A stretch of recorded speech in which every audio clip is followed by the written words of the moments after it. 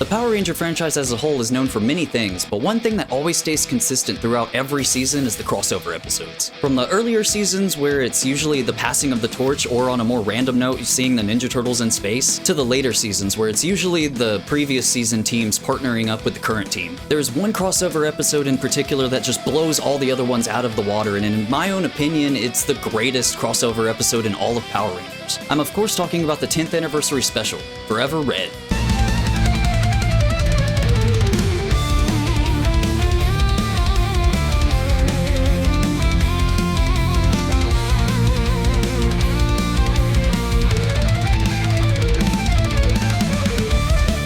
In this video, I'll be doing a synopsis of Forever Red and explain what makes it so special to me. But before the video actually begins, if y'all guys could leave a like down below, subscribe, become a member for extra perks, and also comment your favorite crossover episode. I think that'd be cool. So without any further ado, let's get this going with Forever Red. The episode opens on the moon, and we actually get to see the glimpse of who the bad guy is in the special. You know, it's the remnants of the Machine Empire from Zeo, and I think that is so cool, up and foremost, how they have that connection with the previous, not just Zeo, which that one does have a huge part in it, I'm not gonna lie. This episode does seem like a sequel to Zeo, but the fact that we have, I think it's from Battleborgs, I have a vague memory of seeing like a preview of them, and I do believe it was one of my Spider-Man cartoon VHSs, you know, in the Fox Kids, it shows all the cartoons they have, you know, and I'm pretty sure I saw those suits on there, but correct me if I'm wrong, if that even became a show or not, but I have a vague memory of that, and I just think it's so freaking cool. It's kind of like a blast from the past from like every single angle they could possibly imagine. But continuing the plot, you overhear the remnants of the Machine Empire, the generals I believe they are, and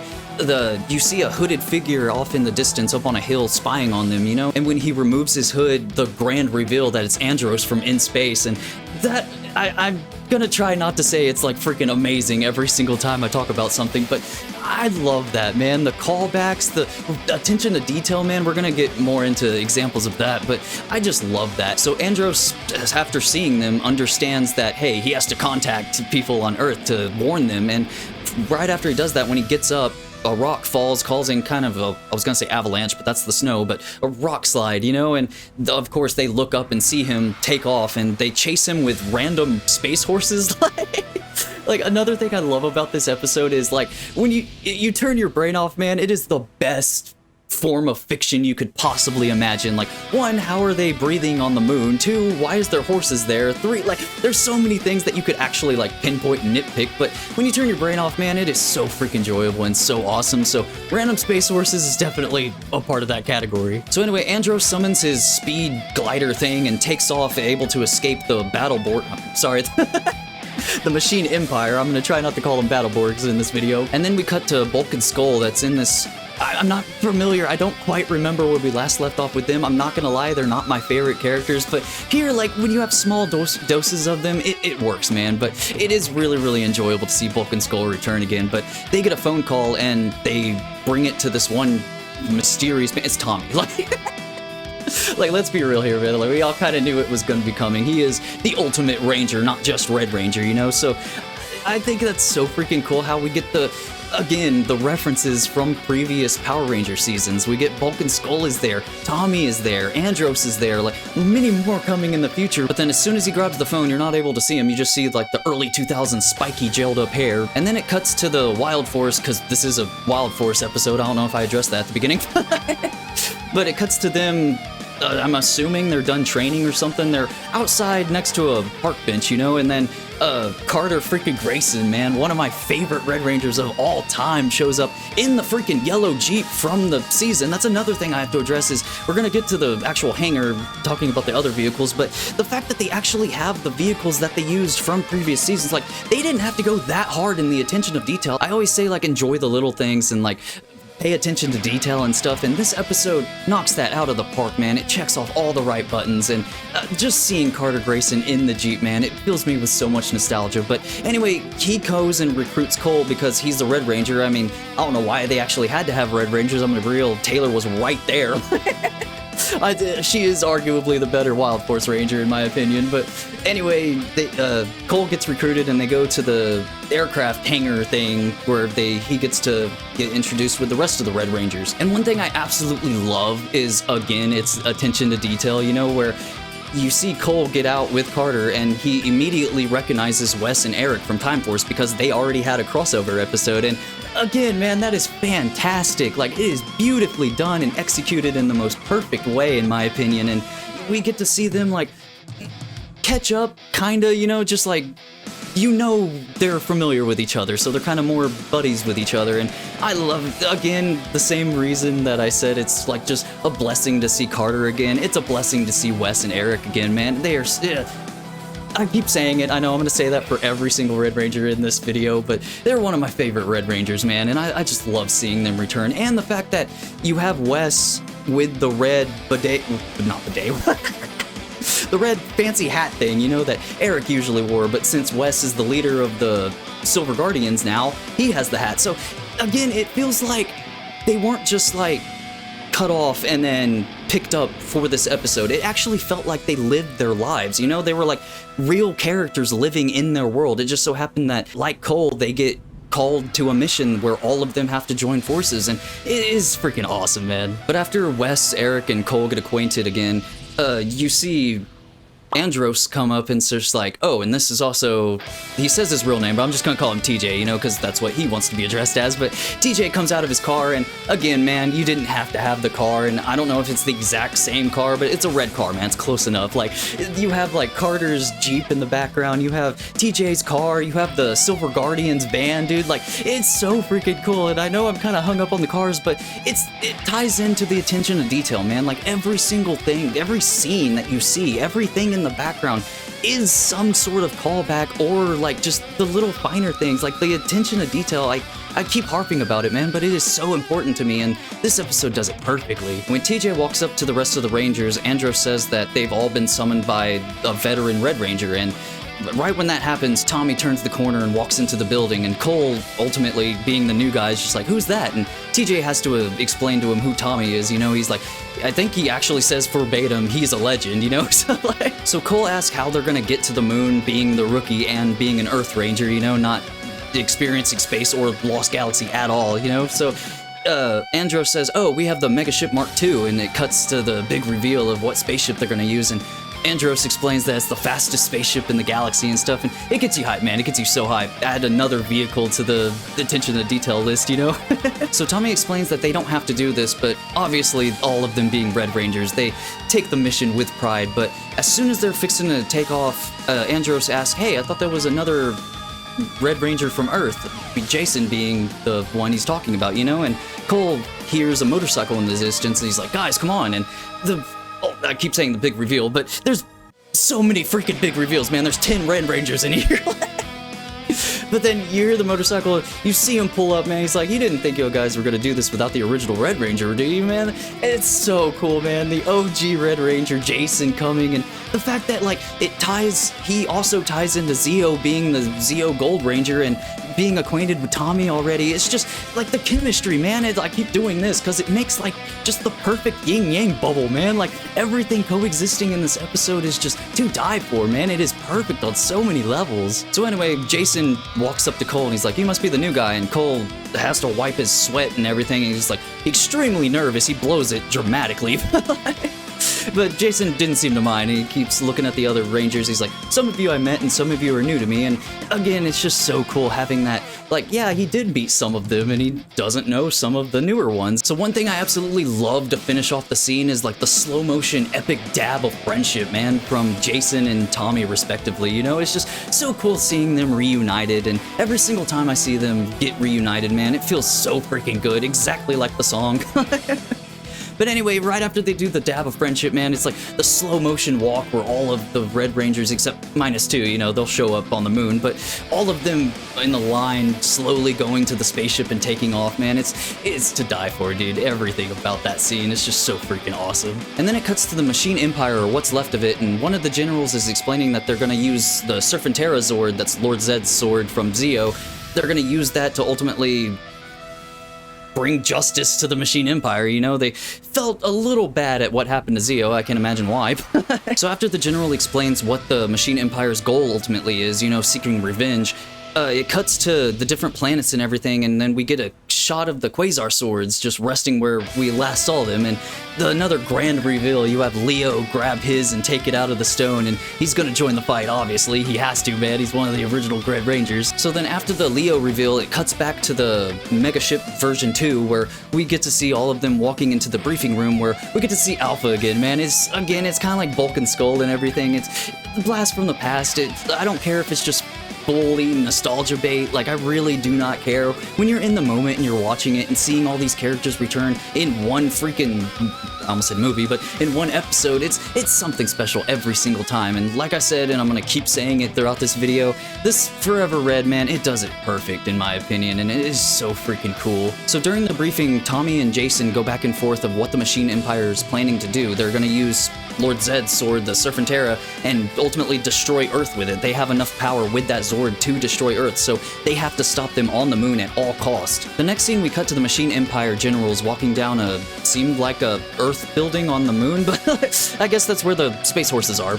And then out of nowhere, man, the Red Rangers are already there on the moon. I guess that is the galaxy's fastest spaceship, you know, but I love this scene to death. I don't care if they're still in their civilian clothes, you know, they're not morphed at all, but you get to see their different fighting styles even when they're depowered, you know, and I love that so much. We get to see, like, just for example, like Andros is doing freaking somersaults and backflips and stuff. You have Cole doing like the thing that he always does, you know, with the lion and everything. And my absolute favorite, Carter, shoot first, ask questions, never Grayson, man, just freaking out of nowhere, pulls out his freaking blaster and just starts shooting as many people as he can.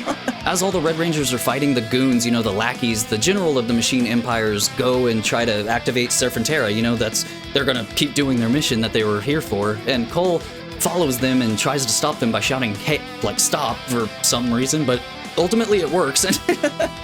But obviously they shoot his blast at him and he goes flying, but he's ultimately saved by Leo. He comes in with his space glider. I'm sorry, I don't remember what it's called. I'm gonna call it space glider, but he shows up, swoops Cole up, and also Orikos is there. And that's another cool thing. I feel kind of bad because I always seem to forget about Orikos, but I love that he's here, man. The fact that, again, we're going back to the attention to detail, man, you actually included him. I think he was only the Red Ranger for like almost at a couple episodes, a little longer than that, but not a full-fledged season, you know? So after Leo saves Cole and brings him back to the surface, you get to see the other Red Rangers show up, and it leads to the most badass freaking morph sequence of all time, man. Like, the fact that you have every single Red Ranger from the previous seasons, man, all 10 of them show up is so freaking cool. And you have, like, I'm talking original morph sequence. Like, they use the cuts from their seasons to do the morph sequence, and you could say that's, like, cheap, you could say that's lazy, but I love that, man. Again, it's kind of tying into the nostalgia heavy going on, but I don't care, man. When you're, like, invested in this episode, you're just watching it, you know, you turn your brain off. It's so freaking entertaining, and the fact that we get to see every single morph sequence, except for the Alien Ranger, he just kind of does that with a sword. I don't know what he's doing, but he's there, and he's awesome. But after they're all morphed, then they have, like, the ultimate explosion, dude, and you don't have to have any other color but red, dude, and it's just so freaking awesome having them all lined up doing that, and just the explosion is freaking amazing, man, and a nice little final bow of, like, the best morph sequence of all time, you know? And finally, we get to the scene that everybody's been waiting for, man. Like, every single Red Ranger versus the remnants of the Machine Empire, dude. It's a match made in heaven, dude, and I just love how the way they partnered the Red Rangers up. Like, whenever they do fight the different generals, you know, they're split up into two per group, you know, and the way they do it is so freaking smart in my opinion. You have Cole and Jason teaming up together, and it makes sense, man, because Cole is the newest Red Ranger and Jason was the original, the first Red Ranger. But every single matchup for the Red Rangers was like that in my opinion, and I'm pretty sure it was like on purpose, because it's so perfect with how they did it. But after Jason and Cole do their strike on their general that they're fighting, it cuts to Wes and Tommy, and dude, come on, dude. That is the ultimate match made in heaven. You have Wes from Time Force and Tommy from literally everything. fighting together, and Tommy does the sickest freaking like Matrix kick you have ever seen, including the camera spinning around, dude. Like, I love that to death, man. You could chalk it up as cheesy or whatever, man, but it is so badass in my own opinion, man. I love it to death. So after they do their final strike with their general, it cuts to Eric and Arikos, and again, it's another match made in heaven, you know? If y'all guys been paying attention to my polls, I put them together because of this episode, you know? But I love the fact that, like, it seems like they're having the most fun out of any of the other group, because Arikos is doing his, like, little speed move going on, and then you have Eric just having the Quantum Defender, and Arikos kind of, like, steadies it with his sword, and everything about it is so cool. And before the freaking Quantum Defender comes out, they're doing somersaults, like, down a hill, dude, and even if that's just normal people doing that, that is really impressive. And not to mention, you have to avoid, like, they're not real rocks, mind you, I know that, but they're still props, man. They could get hit by them, but the fact that they made it look so freaking smooth is, in and of itself, amazing. Not even special effects or anything, you know? Like, after they blast their general with the Quantum Defender, you know, it cuts to, again, I think another match made in heaven is TJ and Leo, man. The fact that they both, like, I almost said dual wield, but Leo has one sword and TJ has two, you know? But it's still so cool having that, like, the parallel, you know, like I said before, it was so perfect that it had to be intentional, you know. So the way that they actually thought about this, again, going back to the attention to detail, is just like, okay, well, this character would be more compatible with this Red Ranger, and like so on and so on, and I love it. Well, anyway, you think the general has the upper hand, and Leo's kind of down and smoke and everything, and he shoots up and he goes to slice him down, but then ultimately Leo meets him in the middle with his slash, you know, and then TJ comes and does his ultimate finisher on him, and you wait for a few seconds and then the explosion. Like, yes, please, man. That's kind of like how Samurai cuts someone in half and then they don't fall until they sheath it, you know? Like, it's kind of that same vibe, dude. It is 100% so freaking awesome. I'm getting giddy the more I talk about these fights, I'm not gonna lie. And then finally it cuts to, arguably, man, you gotta save the best for last, but this is the match made in heaven. I know I said all the other ones were perfect, but this is the definition of badass team up of power, ability, whatever you want to call it. But it's freaking Carter and Andros just unloading their blasters, man. I know I expected it from Carter, man. Every single time I meet that guy, he's just blasted 24/7, dude. But Andros coming in and doing the same thing, dude. 100%. It's kind of like the sword thing going on, but ultimately with blasters instead, and to die for, dude. That's so freaking perfect. It's so awesome, and everything just But then it cuts back to Cole and Jason while the fight started, you know, and Cole does his signature attack. I think it's the Blazing Lion, and he hits his general, but one of them survives and goes into the Serpentera and ultimately activates it and it's headed straight to Earth, dude. And then Jason says, hey, we gotta get back to the megaship, you know, and Andros agrees, but then Carter says, dude, we don't have time, like, it is booking it to Earth. And Cole ultimately, like, no, this stops here, and summons his Wild Glider. And, dude, like, I know you could, like, write it off that they don't breathe in space and everything. Like, I don't care, man. Again, I do not care what's happening next. But Cole does a freaking Akira slide in the vacuum of space, dude. He even has the freaking, like, skid marks and everything, like the sparks flying, and that is so freaking awesome. And yeah, you could say, like, the CGI does not hold up. Like, I'm gonna agree with you, but again, man, when you're in the moment, you're watching it, it is just so freaking awesome and just action-packed. And the fact that he's driving a motorcycle fighting a Zord, led by Lord Zed's sword, mind you, like Serpentera, like, but then it's, my God, I'm trying not to fanboy out, I swear, but it's really hard, man. Like I said, this is my favorite episode of all of Power Rangers. But ultimately, Serpentera is ready to fire its beam at Cole, and Cole's like, for the Earth, and he just headbutts, kind of like Goku, dude, I'm not gonna lie, it's so Goku-coded, but the fact that he just barrels straight into the blast and goes into Serpentera and blows it up from the inside, dude. 100%. And the only issue I have is literally the very end. Like, I wish it was an hour-long special, dude. I wish it was a part 1 and a part 2, like having them meet in part 1 and then ultimately just a long-ass battle for the second part. But you get what you get and you don't throw a fit. But I couldn't have asked for a better episode, man. But it's not quite over. It does cut to them back on Earth, and they're reminiscing and explaining and stuff, and Tommy's like, thank you, everybody, obviously, you know, because for ultimately cleaning up my mess. But, like, it has them reminiscing, and then Cole's like, wow, he really is the greatest Red Ranger, and causing all the other Red Rangers to laugh for good reason. And TJ's like, yeah, you know I replaced him, right? And then he explains how he was baked into a pizza and stuff, and they reminisce old past events and stuff like that. And you have like Eric talking of stuff.